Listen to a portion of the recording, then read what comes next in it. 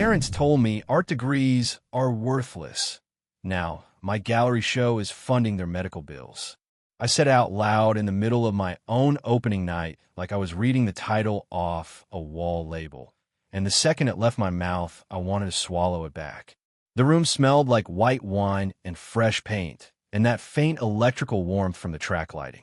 People were laughing too loudly in little clusters like they were trying to perform art world without meaning it. My hand was shaking so badly the plastic cup in my grip kept tapping my teeth every time I tried to sip. Across the gallery, my work hung in neat rows, big canvases, layered textures, the kind of pieces that took months and still felt like they'd been ripped out of my ribs.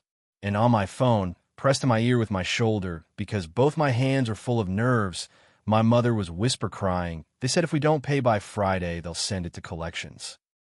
I stepped backward until my spine hit the cool plaster wall near the back hallway, the one marked staff only, because I couldn't breathe with people watching me. Mom, I hissed, trying to keep my voice steady, trying to keep it small. I'm literally at the show. The opening. The thing you told me would never happen. I could see my friend Tessa across the room, making frantic little gestures like, "Are you okay?" And I forced my face into something that might pass for a smile. My cheeks hurt from pretending all night. My mom sniffed and said, "I know, honey, I know. But your dad's sitting here with the envelope, and he keeps saying we can't ask you, and then he keeps checking the mail like money is going to appear." The hospital called again. In the background, I heard my dad's voice, muffled but sharp. "Tell her not to worry. Tell her we'll figure it out." The words hit me in this weird, hot place between my throat and my stomach. "We'll figure it out." Like they didn't call me, right now, with the number in their hands. Like it wasn't my name that had just sold 2 pieces an hour ago. Like they weren't asking me to be the adult again. I squeezed my eyes shut for a second, and the gallery lights made little sparks behind my lids. "How much?" I asked, because I needed to know the monster size if I was going to decide whether to fight it or feed it. My mom paused, and in that pause I heard the whole history of our family. Every swallowed need, every prideful silence, every time love got tangled with shame. Then she said, 32,000, and there's more coming. It was a Tuesday night 7 years ago when my dad said the sentence that turned into a family motto, "Art degrees are worthless." We were at the kitchen table, the one with the burn mark from my mom's old curling iron, and I just told him I got accepted into the fine art program I'd been dreaming about since I was 12. I still remember the way my hands shook as I slid the letter across the table like it was evidence in court. My dad didn't even pick it up. He looked at me over his reading glasses and said, "So you can learn to draw pictures and be broke forever?" My mom tried to soften it. She always tried to soften him, but she still nodded. "It's not that we don't believe in you," she'd said, voice careful. "We just want you to be realistic." Realistic was their favorite word. Realistic meant safe. Realistic meant becoming someone they could explain to relatives without embarrassment. When I said, "I can work, I can build something," my dad laughed once, not kindly. "You'll be back here at 25 asking us to pay your bills," he said. Mark my words. I didn't go back at 25. I didn't ask them to pay my bills. I did the opposite. I made myself so independent it was almost pathological. I worked at a coffee shop at 5 in the morning, then went to studio classes, then did a retail shift at night, folding shirts under fluorescent lights until my fingers were raw. I learned how to stretch canvases with cheap staples and a stubborn jaw. I learned how to eat the same meal 3 nights in a row and call it meal prep so I didn't have to admit I was broke. I learned how to nod politely when relatives at Christmas asked, "So when are you going to get a real job?" And my dad would chuckle like it was a joke we were all in on. My parents weren't monsters.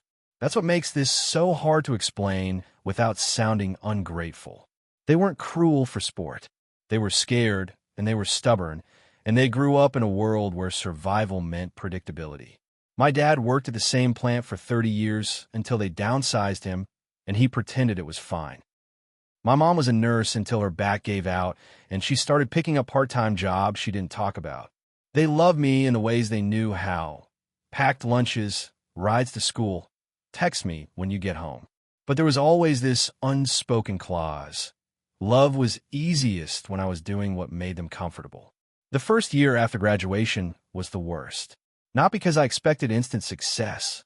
I didn't. I expected struggle, but I didn't expect how quiet it would be.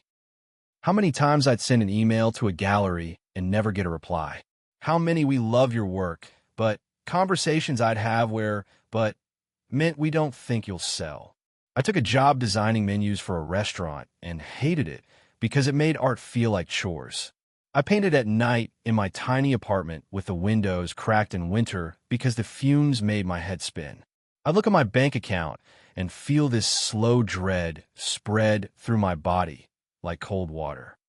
Every time I called home, my dad would ask, "So, found a job yet?" Like I'd been unemployed instead of clawing my way up. He never asked about my work. Not really. If I tried to tell him about a piece I was proud of, he'd say, "That's nice," in the same tone you use when a kid shows you a drawing of a dinosaur.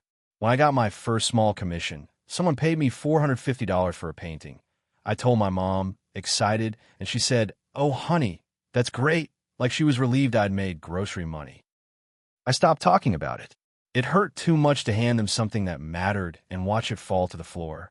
Then slowly things shifted. Not all at once. More like a hinge creaking open. A local cafe hung my pieces.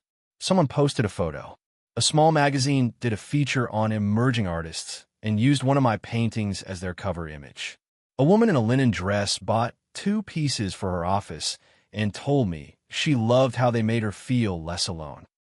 That sentence stuck in my ribs for months because it was the first time I realized my work wasn't just me shouting into a void, it was reaching people. I started getting invited to group shows. Then a curator from a proper gallery. Proper like white walls and clean fonts, and people who say things like narrative tension, emailed me and asked if I'd meet for coffee. I sat across from her with my hands wrapped around a mug like it was a life preserver, and she said, "There's honesty here. I want to build something with you." I nodded like I wasn't about to cry. I told my parents about that meeting. My dad said, "Don't get scammed." That was his version of excitement. I didn't invite them to the first group show. I told myself it was because it was small and far away and they were busy. The real reason was I couldn't handle the possibility of them showing up and looking bored. I couldn't handle the possibility of my dad making a joke in front of strangers. I couldn't handle being that exposed. But this show, the one tonight, was different. This was my first solo exhibition. My name on the invitation. My work filling the walls. Months of preparation, sleepless nights, the kind of labor that makes your whole body feel like one long nerve. The gallery sent out press releases. A local paper wanted to interview me. A collector who'd bought from much bigger artists asked about pricing. Everything about it felt surreal, like I was impersonating someone who belonged. And in the middle of all that, my mom started calling more. At first, it was normal. "How's the weather there? Did you eat? Are you sleeping?" Then it got careful. "Your dad's been tired. He's been having tests. It's probably nothing." When she said probably, my stomach dropped because in my family, probably nothing means something, but we don't want to scare you. 2 months before the show, my dad had a heart event. Not the dramatic movie kind. The quiet kind. A tightness he ignored. A trip to urgent care he insisted wasn't necessary. My mom called me from the hospital parking lot, and I could hear the wind whipping through the phone speaker. "They're keeping him overnight," she said, trying to sound calm, and I felt my entire body go cold in my studio, paintbrush suspended in midair. "It's just precaution," she said. Precaution. Another favorite word. When I drove home that weekend, my dad looked smaller than I remembered. Not physically smaller, just less solid. He tried to make jokes. "So you're famous now?" he said when he saw me. I laughed, but it came out thin.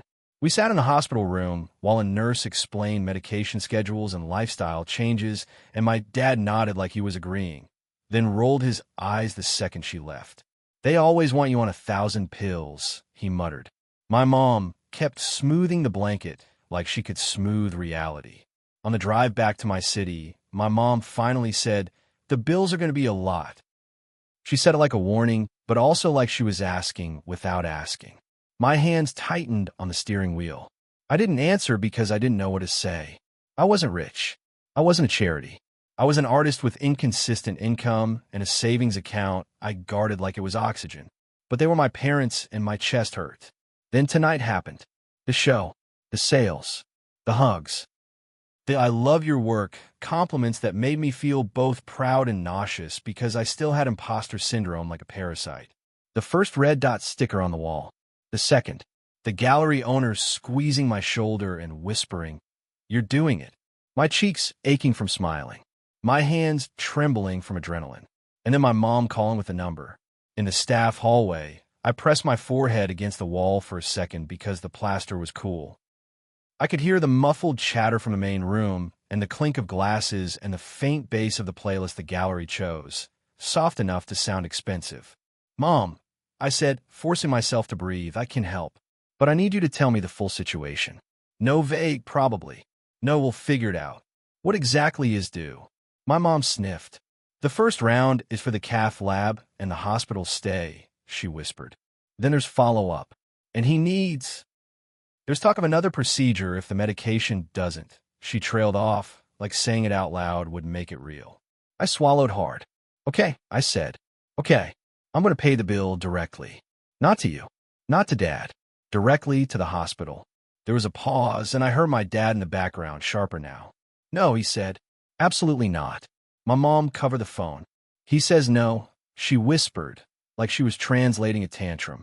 "Of course he did. Pride is my dad's favorite illness." "Put him on," I said. A rustle.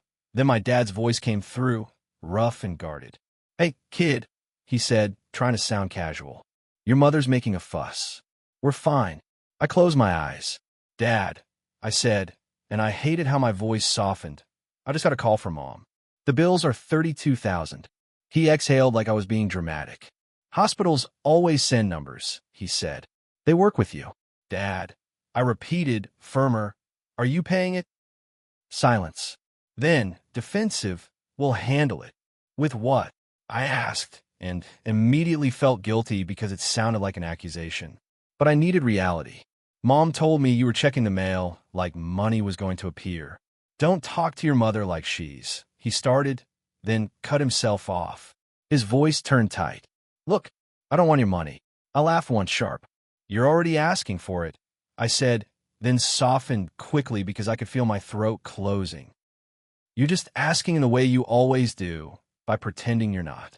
He went quiet again. When he spoke, his voice was smaller. "You've got your show," he said like it was fragile. "You've got your life. You shouldn't be." "I can help," I said. "I want to help.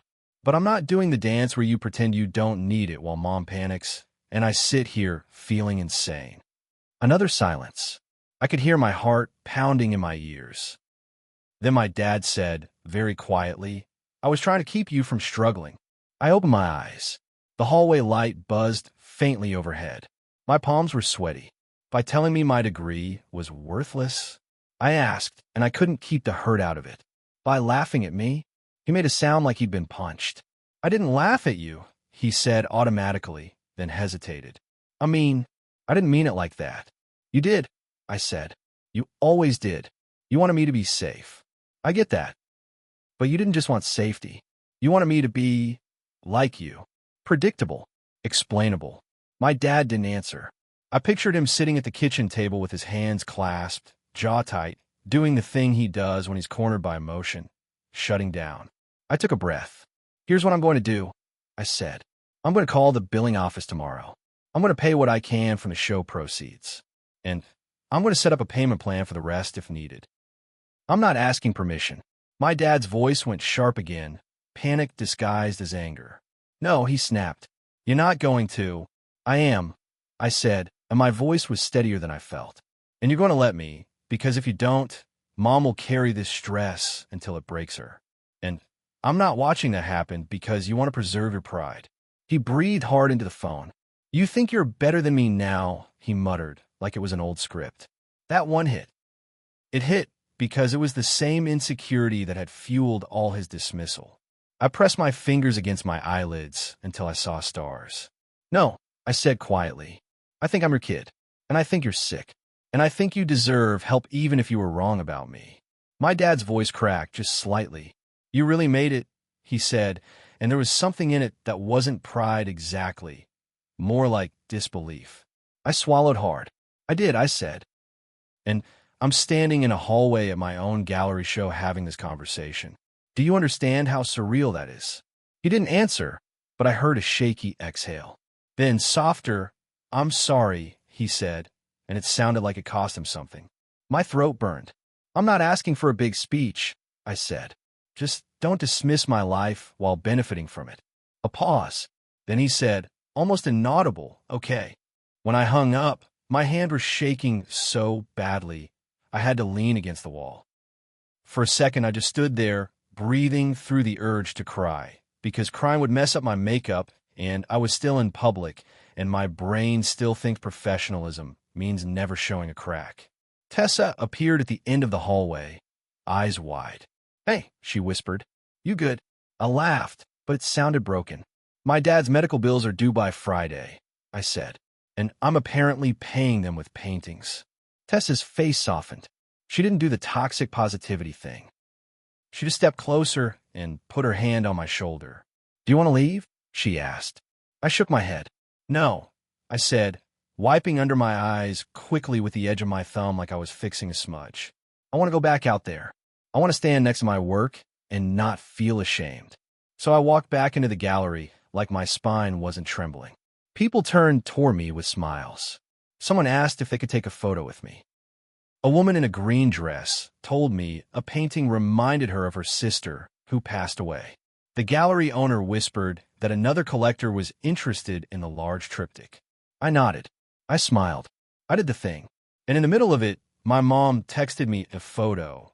My dad sitting on the couch with the envelope in his lap, staring down at it like it might bite him. He looked tired, older, human. Under the photo, she wrote, he didn't want me to tell you. I am sorry, and I'm proud of you. I always was. I just didn't know how to say it without being scared. I stared at that text until my eyes blurred again. Not because it fixed everything. Not because it erased years of being dismissed. But because it was real. It was an admission. It was my mom finally saying the quiet part out loud. Fear had been driving the whole family.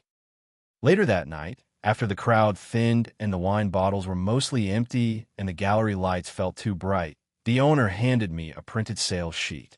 For pieces sold, one pending, my name at the top, my prices beside it like proof this wasn't imaginary. The commission breakdown, the numbers that suddenly had weight because I could see them turning into hospital payments.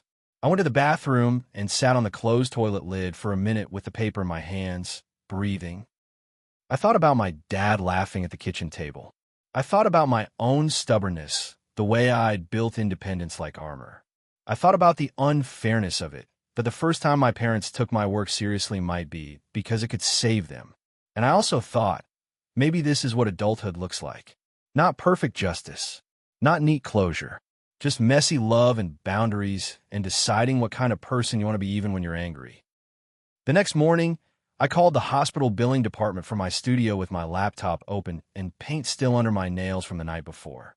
The woman on the phone spoke in that gentle, practiced way people do when they've handled 1,000 panicked families. I gave her my dad's account number. I paid a chunk that made my stomach flip. I set up a plan for the rest. I asked about assistance programs. I took notes. I did the work. Then I called my parents on speaker and said, it's handled. Here's what's left. Here's the plan. You're not allowed to hide letters from each other anymore. And you're not allowed to make mom the messenger between your pride and your reality. My dad grumbled, yes, ma'am, in a tone that was half sarcastic, half relieved. And then, this is the part that keeps looping in my head like a scene I can't stop replaying. He said, quieter, I saw the article. The article? I asked. He cleared his throat. The one about your show, he muttered. In the paper. My chest tightened. Oh, I said. Yeah. I cut it out, he admitted, like it was embarrassing. Put on the fridge. I didn't know what to do with that. Part of me wanted to scream. Where was that energy when I was 22 and eating noodles and painting at midnight? Part of me wanted to cry. Part of me just felt tired. So I said the truest thing I could. Thanks. After we hung up, I stood in my studio and stared at my hands, paint-stained, calloused, trembling slightly, and I felt this strange mix of triumph and grief settle into my bones. My parents had been wrong about me. My degree wasn't worthless. My work mattered enough to move strangers and enough to keep my dad alive. But the cost of proving it wasn't just money. It was years of carrying disbelief like a second skin. I don't know what happens next. I don't know if my dad will ever fully apologize in the way people in movies do. I don't know if my mom will stop defaulting to fear. I don't know if I'll ever stop hearing worthless in the back of my mind when I'm staring at a blank canvas. What I do know is this. The night after the show, when I finally got home and took off my shoes and sat on my living room floor in silence, my phone buzzed with a message from my dad. No emojis. No long paragraph. Just 6 words, like he had to keep it simple so it wouldn't choke him. Proud of you. Keep painting. Love, Dad. I stared at it until my eyes stung. Then I set the phone down and laughed a little through my tears because of course it would come this way. Late, awkward, imperfect, real. And I went back into my studio the next morning anyway, because whatever my parents believed about art, my life is mine. And I'm done letting anyone, family included, tell me what it's worth.